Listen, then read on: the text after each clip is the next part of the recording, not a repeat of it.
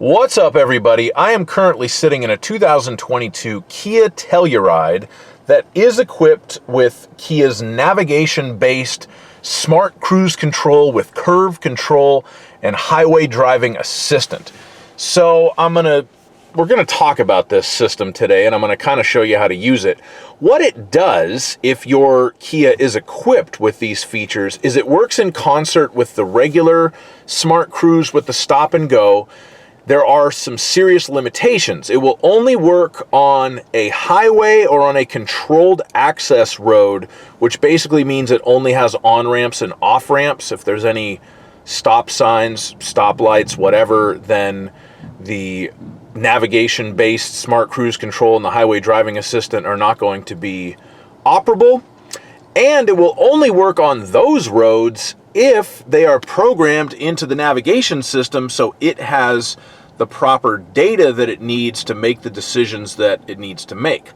So what the system is capable of doing is, when you have everything on and you have the smart cruise control set to the exact speed limit of the road that you're on that's programmed into the navigation system, it can adjust the speed limit up or down if it knows that the speed limit changed.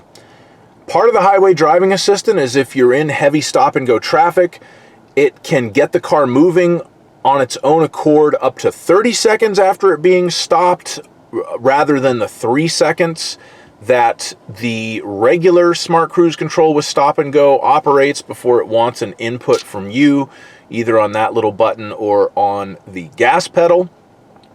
Obviously, the curve control part of it, if you've got the cruise control engaged at the speed limit, but you're coming up to a curve on the highway that it deems you should be going slower for, then it will slow down automatically so that you can negotiate that curve safely. And that's pretty much what it does, and it does it intermittently from what I have found. So to make sure that it can work, that it's on, what we're going to do is we're going to use this little button with the pages, and we're going to scroll over to our user settings, and then we're going to use this guy, and we are going to go up to driver assistance. We're going to go to driver assist, and we are going to make sure that the highway driving assist is checkmarked on, as you can see that it is there, and the highway auto curve slowdown is checkmarked on, and you want to make sure all this other stuff is on too. So I'm going to show you a couple of examples of this thing in action. I'm mainly making this video because it seems to me that information about this system is kind of hard to find on the internet. I don't have any curves on the highways in my area that are sharp enough that the car would need to slow itself down. So I'm just gonna get it to try to change the speed limit. And I've done this in a Hyundai before, and so the systems seem to actually work a little different. So I'll show you an example of a fail right now, and then a success secondly, and I'll put timestamps in the description. So let's get on the road. Okay, so we are going to try out the navigation-based smart cruise control and the highway driving assistant.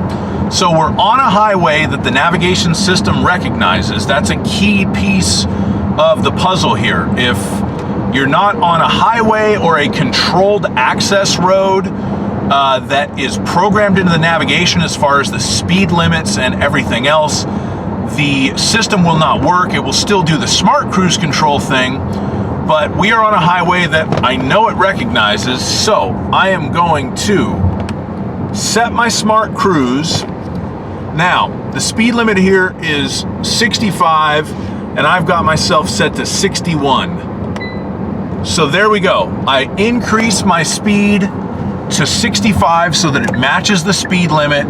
I got the little bing, and now it says auto right there.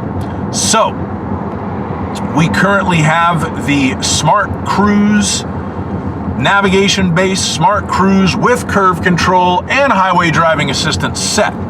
Now I'm going to follow this particular road because I've done this in a Hyundai already, and the Hyundai failed on this particular part to adjust the speed limit, but I did get it to adjust the speed limit somewhere else. So we're gonna see if the Kia does any better or worse or the same than the Hyundai. So I will check back in with you in a little bit.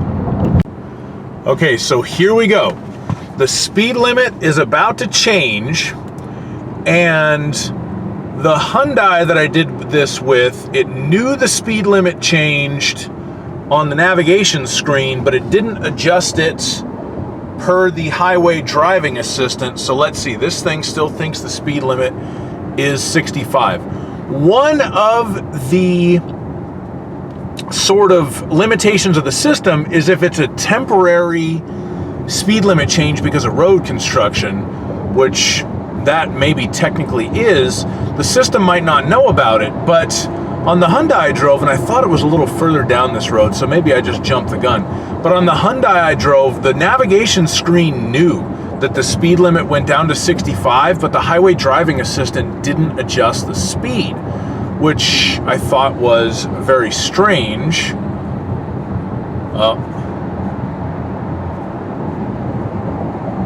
And 55 speed limit. Okay, so I'll give the car a pass on that one because that was a temporary adjustment that's not programmed into the nav, so it wouldn't know.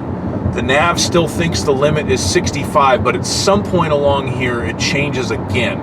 So let me check back in with you in a minute. All right, so this Kia made a liar out of me because it didn't have the same 55 mile an hour speed limit section in its map data that the Hyundai Santa Cruz that I did this in a few weeks ago did. So there you go. There's a difference between Hyundai and Kia.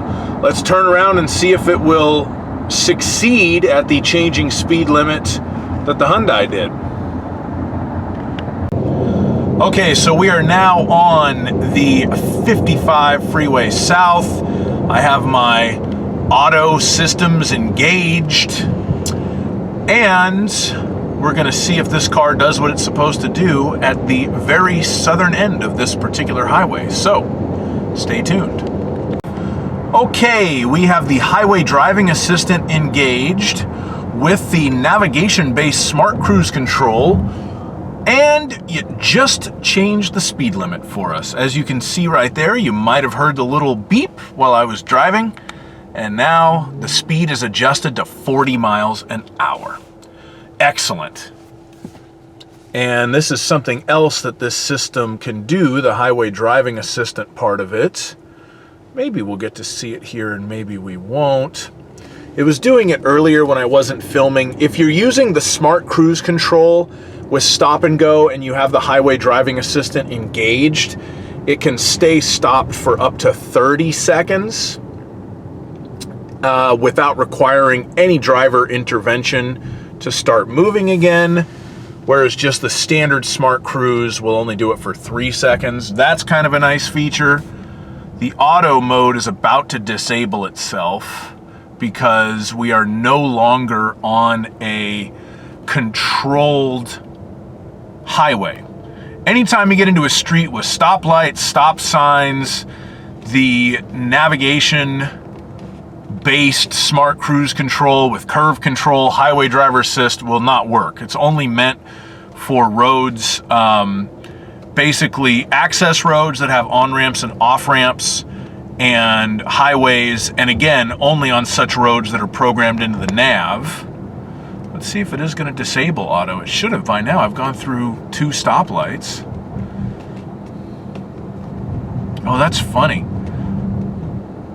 The Hyundai had disabled auto by now, but this one's... I wonder... Okay. All right, let's see what it does here. We come to a complete stop. Ah, okay, it's off. So anyway, honestly, the system's kind of stupid. I don't have any roads with curves, like highways with curves that it would need to slow down for near me. So I'm unable to test that. But it literally, I mean, I'm driving up and down the freeway just to try to get the thing to do something and find a zone where it does something. So after having messed with this a lot with the Hyundai and a little bit more on this one, yeah, I think the smart cruise control with the stop and go, which is the more common feature, that's a fantastic feature.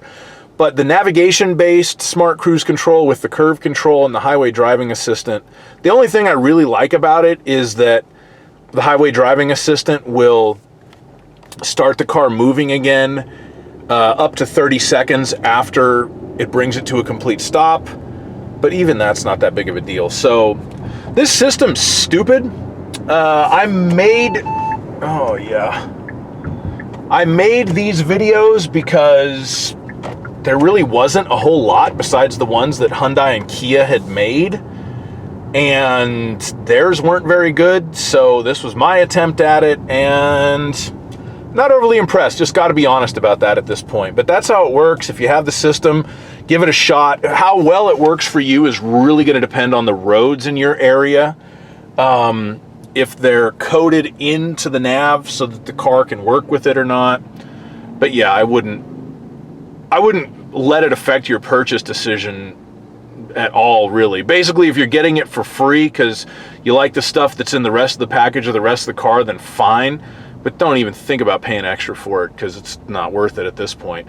Maybe someday, you know, it'll develop into more of a self-driving system and there'll be more value in it then, but in 2022, we're not there yet. So anyway, thanks so much for watching and have a great day.